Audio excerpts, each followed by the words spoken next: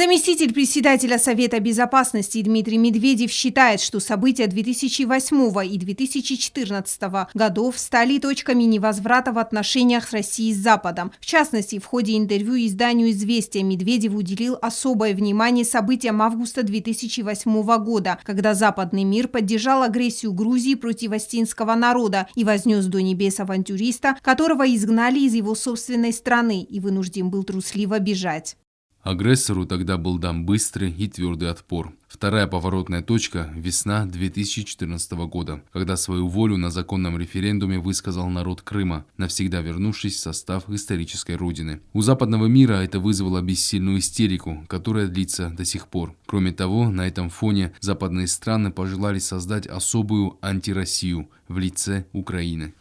Экс-президент уверен, что желание растерзать Россию и привели в конечном счете к специальной военной операции. Зампредседателя Совбеза России назвал опасными заблуждениями иллюзии Запада, что, разрушив СССР без единого выстрела, они смогут без проблем разрушить и нынешнюю Россию.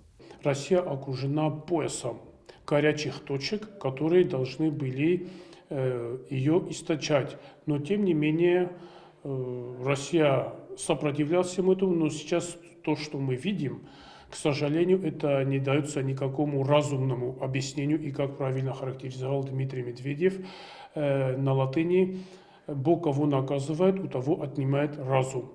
Как отметил научный сотрудник Югостинского научно-исследовательского института Вячеслав Джабьев, цель у Запада прежняя – уничтожить Россию, и нынешние геополитические процессы в этом направлении инициированы Западом. В заслугу дал Дмитрий Медведев Михаилу Горбачеву и Борису Ельцину – это то, что не дали растаскать мощный ядерный потенциал. И Россия не то что сохранила, но укрепила и приумножила.